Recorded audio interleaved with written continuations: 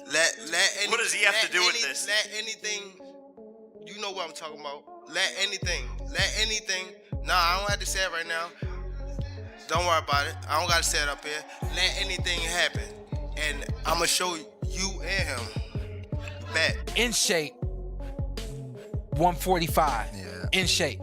You know what I mean? So this is different from a Crawford coming up to 168, but we know his walk around weight is probably 170, 180. Fight that I couldn't believe, that was too insane and honestly just baffling to think would be a real fight in 2025 reminds you that combat sports are the craziest sports on the planet. And chaos broke out at the press conference for the Gervonta Davis versus Jake Paul showdown, turning what was supposed to be routine hype into a full-blown confrontation.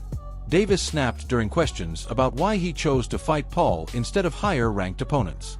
Meanwhile, Paul pounced on personal controversies and mocked Davis's background, escalating tension until moderators intervened. Box, and truly when people run back this press conference, all the shit talk, all the fun, they're gonna be like, wow, this kid really is doing something monumental in the sport, and he's actually an insane boxer, and I'm gonna show that this guy who's been doing it his whole life has been doing it wrong his whole life. What'd you say, Tank?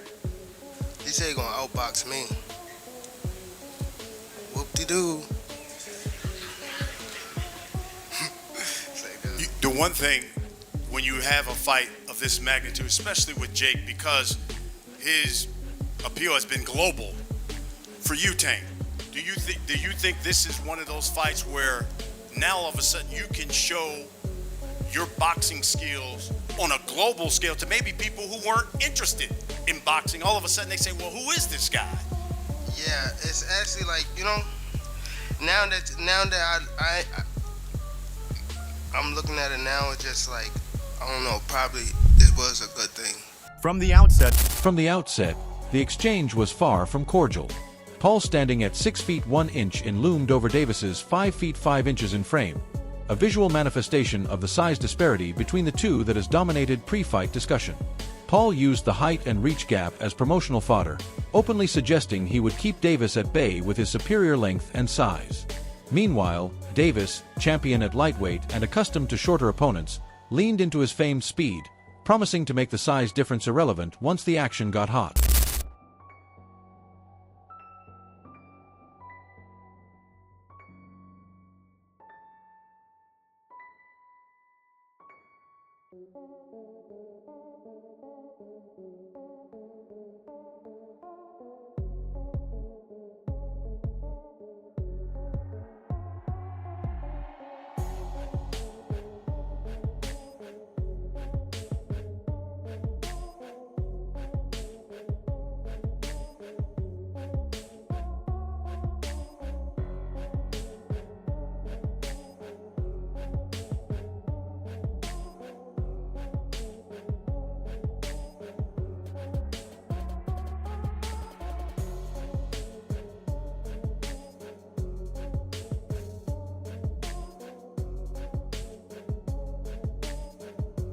One of the key flashpoints was the sheer size difference between the fighters.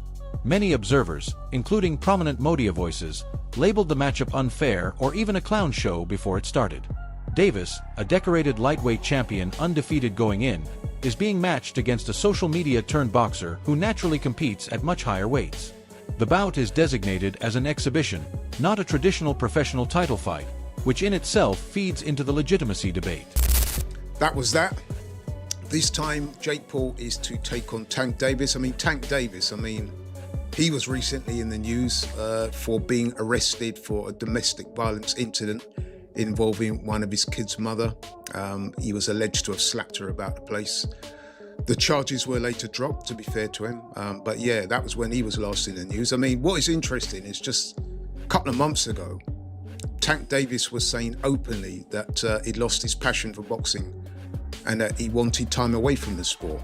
There was speculation that he might even retire as he was experiencing extreme mental fatigue from boxing, depression, and there were mental health concerns over him. However, I guess the opportunity to earn a truck full of money fighting a completely worthless exhibition fight against Jake Paul was enough to make him change his mind about boxing. Funny that, isn't it? But you know what? I'm not even going to waste your time or mine critiquing this utter nonsense. Suffice to say that this so-called fight we're talking about is an exhibition, and it pits Jake Paul, who is a cruiserweight, by the way, weighs in excess of 200 pounds, and Tank Davis, who is, he was the WBA lightweight champion, who weighs in at about 135 pounds when he fights.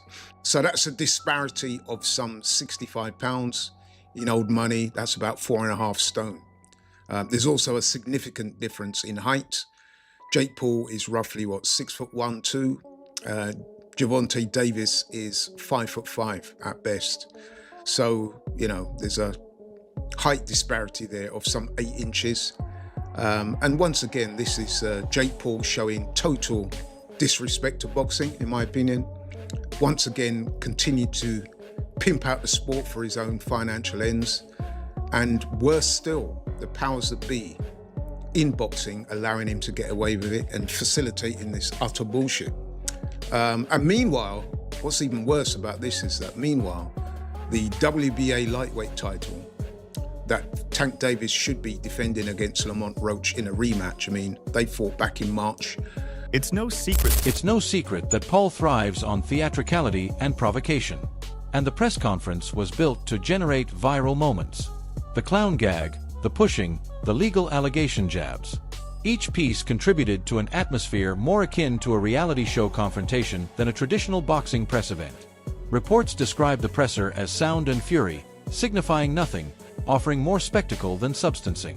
Jake will kind of bounce in between doing these entertainment fights and then, trying to push toward his goal of ingraining himself in the sport of boxing, and kind of does both of them. So it's kind of a weird place to be, because he wants the respect of the boxing fans and the boxing hierarchy and hardcore boxing people, but at the same time, he'll gain some of that and then lose some of it. It's like a seesaw of his fights. Like one fight and be like, okay, that's a real fight, or that's a real fighter. And he'll go and he'll win the fight. Julio Cesar Chavez, real fighter, maybe past his prime, whatever, but Jake goes and wins that fight pretty easily, and then gets a lot of respect, gets a lot of the boxing hardcore love. And you have these talks about him fighting Anthony Joshua, and that was going to get even more respect. More people were like, that's fucking crazy. What are you doing? Myself included. That seemed like a massive risk, but a lot of people were like, okay, fair play. Anthony Joshua, that's a real heavyweight. Jake wants to fight him. He's a psycho, but fair play. And then you announce this one, and it's like, well, that's the same thing people have been saying about Jake for years, so it's a weird spot to be in for him for sure. But I talked about this not being the first choice, and I don't think it was, because Coppinger reports next that talks for Jake Paul to face Anthony Joshua collapsed over network issues. Now, we had all heard the talks, and they were pretty public, from Eddie Hearn, from Jake. Nikisa Badarian, Jake's manager, was over in the UK on, I think, Sky Sports, talking about the fight and saying how it was a... Keith Thurman pointed out a sharp irony and how critics of Gervonta Davis actually help him. And he's not wrong. These same people who constantly trash Davis's performances are also the ones who never miss his fights. They claim his boxing isn't up to scratch, yet they tune in each time he steps in the ring. Thurman argues that by devoting their attention, even negative attention, they're giving Davis more visibility and relevance. Their complaints fuel his popularity, effectively making them inadvertent supporters. In short, the more they try to bring him down, the more they elevate his name. First off, don't watch Tank. Don't do it. You know what I'm saying? You support it, then what you doing? You can't not support and support at the same time, right? So if you're a boxing purist, then this fight with Roach is really more for you. It's going to be more up your alley, If you just like all entertainment, all fights, all hypes, all everything, then you're going to want to tune in to the Tank and Paul show there, because that's all for entertainment. What's it? For entertainment purposes only, right? It's just say like somewhere in the small print of the promotion. For entertainment, don't do this at home, kids. So fine. Disclaimer.